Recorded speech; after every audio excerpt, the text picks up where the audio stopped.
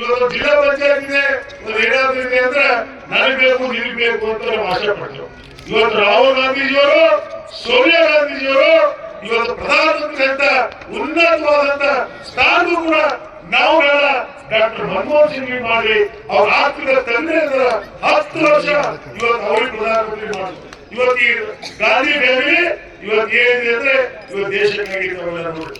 ಇವತ್ತು ಬಂದ್ರೆ ತಾವು ಬೀದರ್ ಜಿಲ್ಲೆ ಬರಬೇಕಾಗಿತ್ತು ಅಂದ್ರೆ ಬೀದರ್ ಜಿಲ್ಲೆಯಲ್ಲಿ ಏನಾಗಿದೆ ಕಳೆದ 10 ವರ್ಷಗಳಿಂದ ನೀವು ಕೂಡ ನೋಡಿದ್ರಿ ಅಂತ ನಾನು ಭಾವಿಸ್ತೇನೆ. ಯಾಕಂದ್ರೆ ನಾನು ಹುಮ್ನಾಬಾದ್ ಕ್ಷೇತ್ರದಿಂದ 4 ಬಾರಿ ಶಾಸಕನಾಗಿ, ಮಂತ್ರಿಯಾಗಿ, ಹೈದರಾಬಾದ್ ಕರ್ನಾಟಕ ಬೋರ್ಡ್ ಅಧ್ಯಕ್ಷನಾಗಿ ಸೇವೆ ಮಾಡತಕ್ಕಂಥ ಅವಕಾಶ ಕೂಡ ನಾನು ಕ್ಷೇತ್ರ ಮಾಡಿದಂತೆ ಕೂಡ. ಆದ್ರೆ ಚುನಾವಣೆಯಲ್ಲಿ ಮನೆಯವರಿಗೆ 1312 ಸೋಲಕ್ಕೆ ಆದ್ರೂ ಕೂಡ ಜನರ ಮಧ್ಯದಲ್ಲಿ ನಾವಿದ್ದು ಜನರ ಸೇವೆ ಮಾಡ್ತಕ್ಕಂಥ ಇವತ್ತು ತಾವು ವಿಚಾರ ಮಾಡಬೇಕಾಗಿದೆ. ಈ ಚುನಾವಣೆಯಲ್ಲಿ ಸಾಗರ ಕ್ಷೇತ್ರದಲ್ಲಿ ಯಾಕೆ ಮತ ಹಾಕಿದ್ರೆ ನಮ್ಗೆ ಏನಿದೆ ನಿಮ್ಗೆಲ್ಲರೂ ಕೂಡ ವಿಚಾರ ಮಾಡ್ತಕ್ಕಂಥದ್ದು. ಈಗಾಗಲೇ 10 ವರ್ಷ ಭಗವಂತ ಅವರಿಗೆ ಅವಕಾಶ ಕೊಟ್ಟಿದ್ದಾರೆ. 10 ವರ್ಷದಲ್ಲಿ ಅವ್ರು ಏನ್ ಕೆಲಸಗಳು ಮಾಡಿದಾರ, ಏನ್ ಕಾರ್ಯಕ್ರಮ ಕೊಟ್ಟಿದಾರ, ಏನಾಗಿದೆ ಅಂತ ಎಲ್ಲ ತರಬೇತಿ. ಇವತ್ತು 10 ವರ್ಷದಲ್ಲಿ ಅವ್ರು ಏನು ಮಾಡಿಲ್ಲ ಅಂತ ನನಗೆ ಅನಿಸ್ತಾ ಇದೆ. ತಮಗೂ ಕೂಡ ಗೊತ್ತಿದೆ ಅಂತ ನಾನು ಭಾವಿಸ್ತೀನಿ. ಯಾಕಂದ್ರೆ ಏನ್ ಬೇಕಾದ್ರೆ ನೋಡಿ ಎಲ್ಲಿ ಕೂಡ ಅಂತ ಹೇಳತಕ್ಕಂಥ ಕೆಲಸ ಯಾವುದು ಆಗಿದೆ. ಇವತ್ತು ಅದೇ ನಮ್ಮ ಭಾಗದ ಮಲ್ಲಿಕಾರ್ಜುನ ಖರ್ಗೆಜಿಯವರು ರೈಲ್ವೆ ಮಂತ್ರಿಗಳಿಂದ ಅನೇಕ ರೈಲುಗಳು ಬೀದರ್ ಹಿಡ್ಕೊಂಡು ಇಡೀ ರಾಜ್ಯದ ಅನೇಕ ಹೊಸದಾಗಿ ರೈಲ್ವೆ ಪ್ರಾರಂಭ ಮಾಡ್ತಕ್ಕಂಥ ಕೆಲಸ ಮಾಡಿ ಬಂದ್ರೆ ತಾವೆಲ್ಲ ವಿಚಾರ ಮಾಡಿ. ಯಾಕಂದ್ರೆ ನಾನು 2023 ಹೇಳಿದೆ, ಒಂದು ಸಲ ಬಟನ್ ಹೊಡೆಯೋಕ್ಕಿಂತ ಮುಂಚೆ ನೀವು ಚಿಂತನೆ ಮಾಡಬೇಕು.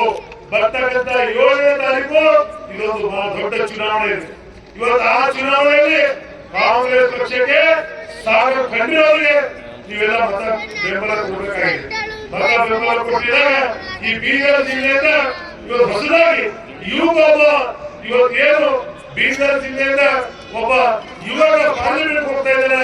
ಇಡೀ ಪಾರ್ಲಿಮೆಂಟ್ ನಲ್ಲಿ ಒಬ್ಬ ಚಿಕ್ಕ ವಯಸ್ಸಿನಲ್ಲಿರ್ತಕ್ಕಂಥ ಸಾಗರ ಖಂಡಿತವರಿಗೆ ನೀವು ನಾವು ಕೂಡುಗಳಿದ್ರೆ ಒಂದು ಒಳ್ಳೆ ಮೆಸೇಜ್ ಹೋಗ್ತದ ಅಂತ ನಿಮ್ಮನ್ನ ವಿನಂತಿ ಮಾಡ್ತೀನಿ. ಇವರ ಮನೆ ವಿದೇಶಿಗಳು ಹೇಳಿದ್ರು, ಮಹಾರಾಜಿಯವರು ಹೇಳಿದ್ರು, ನಾನು ಕೂಡ 54,000 ಓಟ್ ನೋಡಿದೀನಿ. ಅವರು ವಿದೇಶಿಗಳು ಅನೇಕ ಕೆಲಸಗಳು ಮಾಡಿ ಬಹಳ ಹೋರಾಟ ಮಾಡ್ತಾ ಇದ್ರು. ಇದ್ರಿ ಇವತ್ತು ನಾನು ಈ ಬಸವ ಕಲ್ಯಾಣ ಬಸವಣ್ಣ ಕರ್ಮಭೂಮಿ ಶರಣ ನಾಡು ಇವತ್ತು ನಾವೆಲ್ಲ ವಿಚಾರ ಮಾಡಿ ಬುದ್ಧಿಜೀವಿಗಳಿದ್ರಿ. ಇವತ್ತು ಯಾಕಂದ್ರೆ ಬಸವ ಕಲ್ಯಾಣದಿಂದ ನಮ್ಮ ಈ ಚುನಾವಣೆ ಬಹಳ ಬಹುಮತ ಸಿಗಬೇಕಾಗಿದೆ.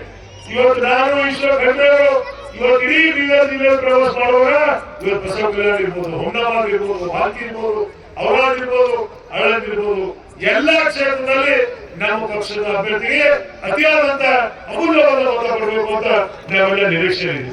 ನಾವು ನಿರೀಕ್ಷೆ ಇದೀವಿ ಅಂದ್ರೆ ನಾವು ಯಾರು ಭಾಷೆ ನಿರೀಕ್ಷೆ ಮಾಡ್ತಾ ಇದೀವಿ. ಇವತ್ತು ನೀವು ನಮ್ಮ ಎದುರಿಗೆ ಕೂತಿದ್ರಿ, ನಮ್ಮ ಮತದಾರರು, ಮತ ಬಾಂಧವರು, ನಮ್ಮ ದೇವತೆ ನೀವೆಲ್ಲ ಆಶೀರ್ವಾದ ಮಾಡ್ಬೇಕಾಗಿದೆ. ನೀವು ಆಶೀರ್ವಾದ ಮಾಡಿ. ಯಾಕಂದ್ರೆ ಒಂದ್ಸಲ ನೋಡಿ ಎಲ್ಲರಿಗೂ ನೋಡಬೇಕು ವಿಷಯ. ಈಗ ಅವ್ರಿಗೆ ಅವಕಾಶ ಕೊಡಿದ್ರಿ, ಒಂದ್ಸಲ ಸಾಗರ ಕಟ್ಟಡ ಅವಕಾಶ ಕೊಡಿ, ನೋಡೋಣ ಸಾಗರ ಕಟ್ಟಡ ಯಾವ ರೀತಿ ಕೆಲಸ ಮಾಡ್ತಾರ, ಯಾವ ರೀತಿ ನಿಮ್ ಜೊತೆ ಭಾಗಿಯಾಗ್ತಾರ. ಒಂದು ಅವಕಾಶ ಕೊಟ್ಟರೆ ಮಾತ್ರ ನಿಮ್ಗೆ ನೋಡಕ್ ಸಾಧ್ಯ. ಆದ್ರೆ ದಯಮಾಡಿ ಈ ಚುನಾವಣೆ ಬಹಳ ಮಹತ್ವದಂತ ಚುನಾವಣೆ ನೋಡ್ತಾ ಇದ್ವಿ.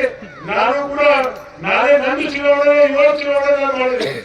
ಇವತ್ತು ಚುನಾವಣೆ ಮಾಡಿದಾಗ ಇವತ್ತು ರಾಷ್ಟ್ರ ನಾಯಕರು ಕೂಡ ಯಾವ ಮಟ್ಟಕ್ಕೆ ಬಂದಿದ್ದಾರೆ, ಯಾವ ಮಟ್ಟಕ್ಕೆ ಮಾತನಾಡ್ತಾ ಇದ್ದಾರೆ ಇವತ್ತು ನನಗಂತೂ ಆಗ್ತಾ ಇಲ್ಲ.